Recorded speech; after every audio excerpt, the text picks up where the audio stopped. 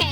इस जेल के कैदी डेली अपने घर से बस्ता टांग के यहाँ पे आते हैं दिहाड़ी करने। कई माँ बाप उनके बच्चों को खुद इस जेल में फेंक के जाते हैं ताकि उनका बच्चा जिंदगी में एक सक्सेसफुल दिहाड़ बन सके।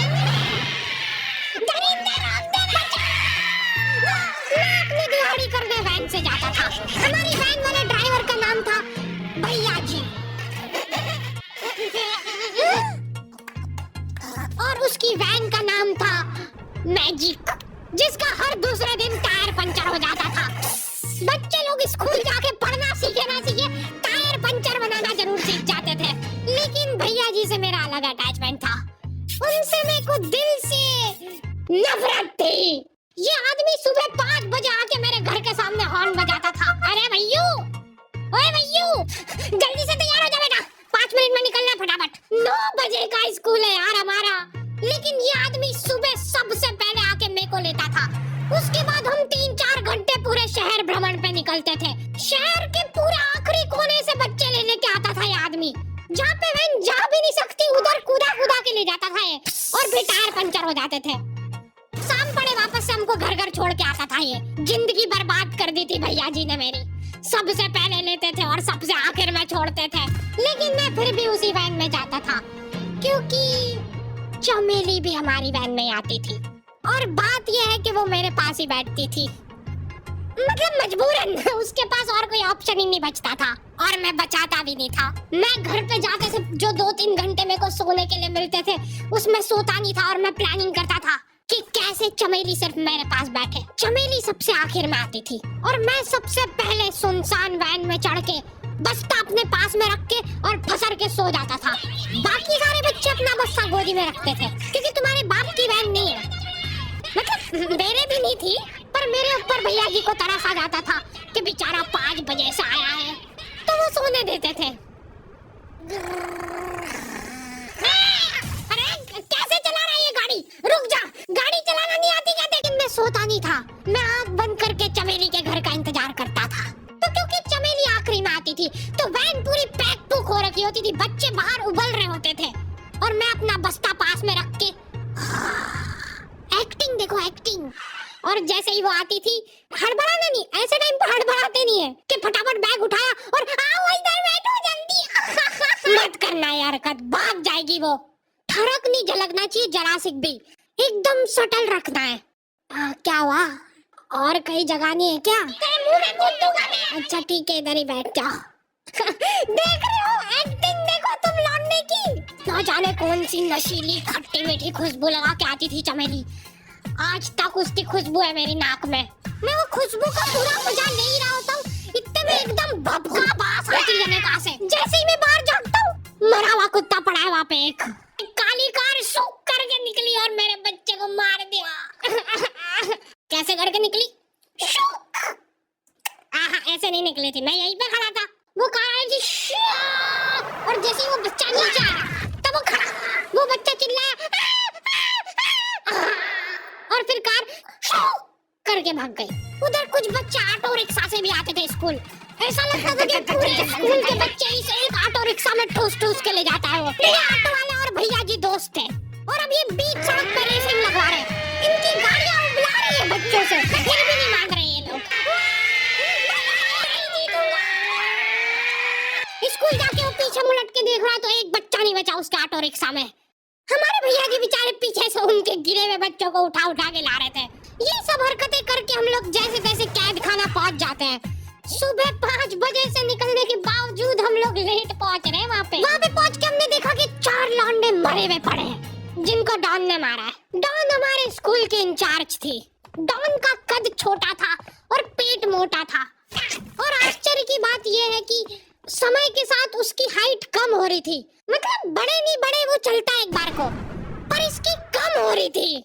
डॉन बहुत स्ट्रगल करके कार से स्कूल आती थी खड़े होके, क्योंकि बैठ जाए तो उसको सामने की सड़क नहीं दिखती थी। वो अलग बात है, खड़े होके भी पूरा नहीं दिखता था। हर रोज 2-4 कुत्ते कुचलते हुए आती थी वो। फिर मेरे को समझ आया कि रास्ते में जो कुत्ते दिखे थे वो डॉन इस कैद खाने में छत पे बैठी रहती थी स्नाइपर लेके। कोई भी कैदी कुछ गलत गतिविधि करता हुआ दिखता था तो वहीं पे, मैडम इनकी लाश का क्या करना है? अरे ये तो आपको पता ही है।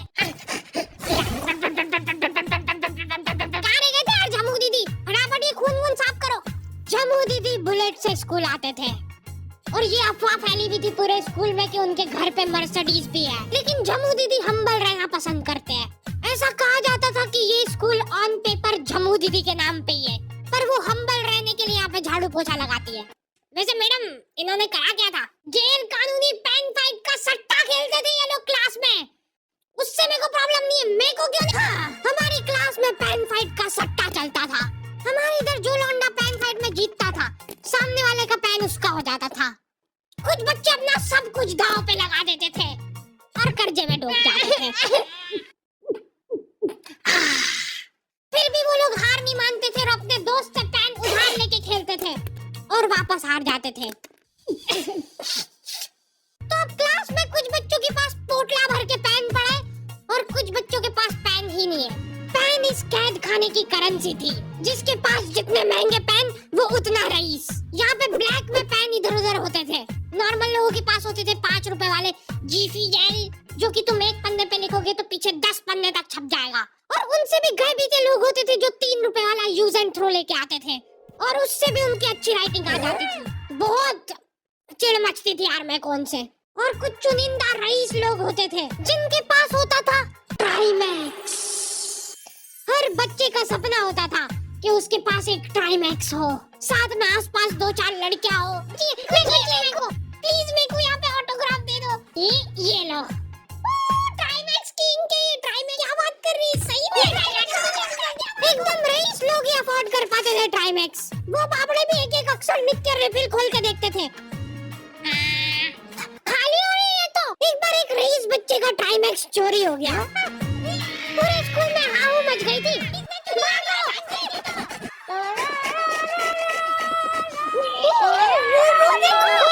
पता चला कि वो आदमी दौड़ भी सकता है।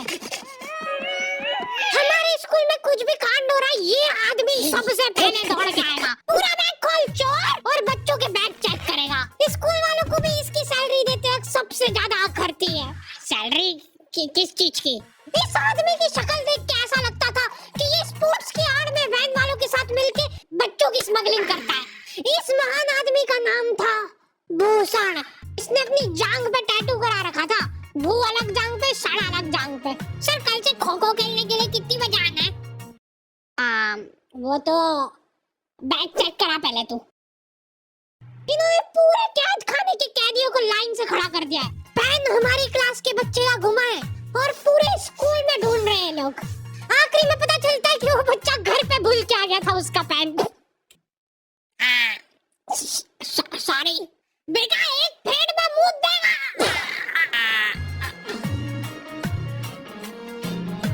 ऐसे तो नमूने बच्चे थे हमारे स्कूल में और टीचर लोग उनसे भी गए बीते थे। हमारे स्कूल में टीचरों को उनके नाम से कोई जानता ही नहीं है। बच्चों ने उनकी हरकतों के अनुसार टीचरों के नाम रखे हुए। हमारे इंग्लिश वाले टीचर का नाम था छोटा भीम। इससे चिड़चिड़ा आदमी मैंने आज तक नहीं देखा। छोटा भीम की हॉबी थी लड़कों को कूटना। उस बेचारे की हाइट छोटी थी तो बच्चे के मुंह तक उसका हाथ ही नहीं पहुंचता था। बेचारा उचक उचक के मारता था, फिर भी कमर तक ही हाथ पहुंच पाता था उसका। एक पॉइंट पे मेरे को ऐसा लगने लग गया था कि उसको सैलरी लड़कों को कूटने की मिल रही है। कभी किसी बच्चे को बहुत ज्यादा मार दिया, घायल हो गया वो बेचारा, ये लो आपका एक्स्ट्रा बोनस। तुम्हारा बाप करेगा क्या? मेरे पापा मर गए, तू भी मर जा। ये लो। अरे वाह, नहीं चल रही सांस, तो नहीं चल रही है। हाँ कंफर्म मर चुका है ये। ये लो आपका प्रमोशन हो गया। लड़कियों से उसका अलग अटैचमेंट था। कौन सा परफ्यूम लगा के आई हो? सर थोड़ा दूर रहो। अरे मैं कुछ कर थोड़ी ना। भोली सी सूरत और आंखों में ठरक लेके स्कूल आ जाता था डेली।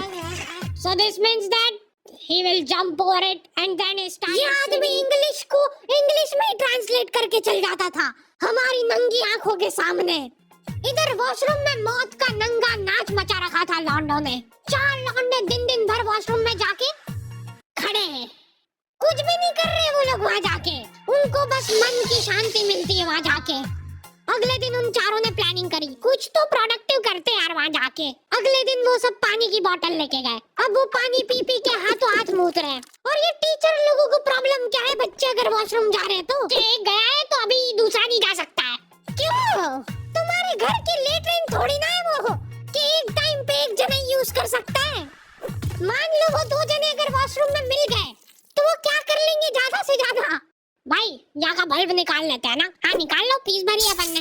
लॉन्डो को ऐसा लग रहा है कि इन्होंने फीस भर के पूरा स्कूल खरीद लिया है। 10 लॉन्डे कॉरिडोर में छाती चौड़ी करके चल रहे हैं प्रिंसिपल के सामने। प्रिंसिपल को इग्नोर कर रहे हैं लोग। इनको ऐसा लग रहा है कि इन्होंने फीस भर दी है तो प्रिंसिपल इनके पैर पड़ेगी। उनमें से आधों ने फीस भरी भी नहीं है। हमारा स्कूल बिल्कुल सेफ नहीं था। हमारे वॉशरूम में चोरियां हो जाती थी यार। बल्ब चोरी करने के बाद सब लोग अंधेरे में मूत रहे हैं एक दूसरे के जूते पे। उधर उधर कर। उसके बाद पूरे वॉशरूम में कुछ दिख नहीं रहा है चोरी करने का। तो ये लोग नल उखाड़ के ले गए। नल कौन ले जाता है? कभी वो मछली वाले साबुन चोरी हो जाते थे, कभी ये फिनाइल की सफेद गोली को माउथ फ्रेशनर समझ के खा जाते थे। भाई